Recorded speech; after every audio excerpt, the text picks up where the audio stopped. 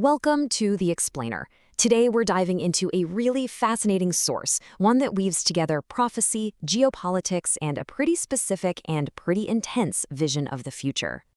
So the source we're looking at today lays out this super detailed but totally fictional account of how World War III could start. Now, it's not trying to be a real prediction. Instead, it's using this story to make a really powerful point about the world we're all living in right here, right now.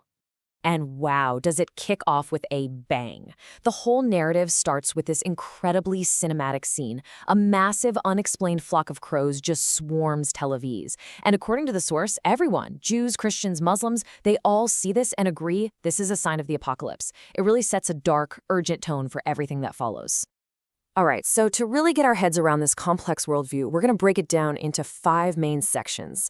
We'll look at the apocalyptic setup, the global power players, the enemies within, the core ideology behind it all, and then we'll wrap up with our final analysis. Okay, so first up, that apocalyptic scenario.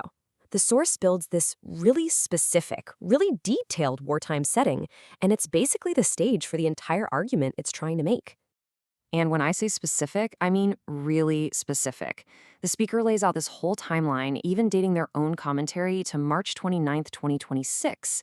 They say that's 30 days into what they call a brutal war started by the US and Israel. They talk about attacks on schools, on steel mills, really painting a picture of an unprovoked, devastating conflict. So this fictional war, it's really just the starting point. From there, the source zooms out to give this bigger geopolitical analysis. And that's where we start to see who they think is really pulling the strings on the world stage.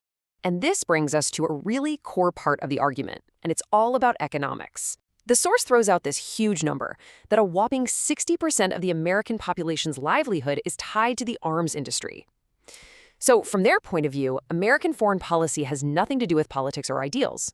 Nope, it's all about profit. The argument is that the U.S. literally needs war to keep its economy going.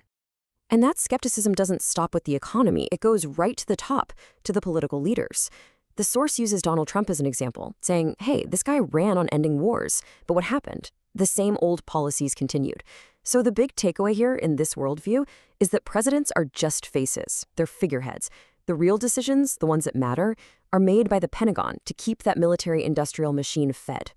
So you start to see this picture of a global chessboard emerging, where every player has a very specific role. You've got the US and Israel as the clear aggressors, then you have China and Russia, kind of in the background, quietly giving logistical support to Iran. The source argues the Arab nations got a raw deal with the whole petrodollar system, which left them totally dependent on an America that, in this telling, just walked away. And then there's this really interesting split with India. The government gets criticized, but its YouTubers actually get praised. Okay, so after setting up this whole global conflict, the source does something really interesting. It makes a sharp pivot. It argues that the real war isn't just out there with other countries, it's also internal. And it turns its focus inward to call out what it sees as traitors and enemies inside its own country, Pakistan. And man, the anger here is palpable. The source saves its most intense criticism for one group in particular, Pakistani political YouTubers.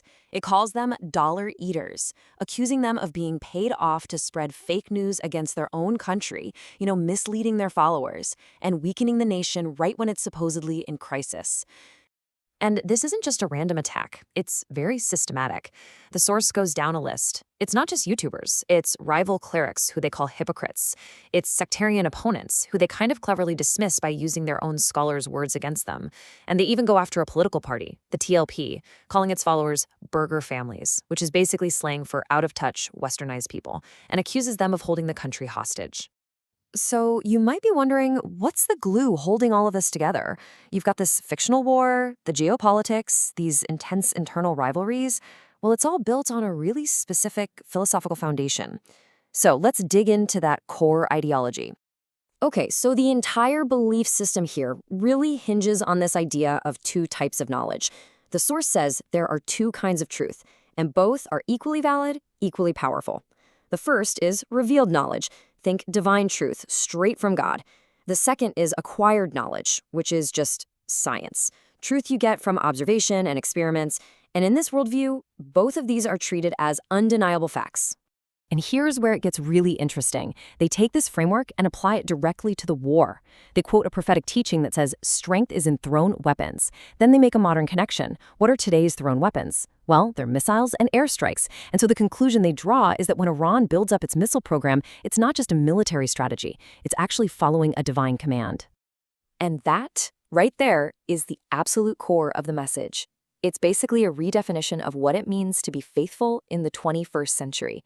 In this worldview, true strength, true piety, isn't just about prayer or abstract belief. No, it's something you can see and touch. It's demonstrated through science, technology, and military power.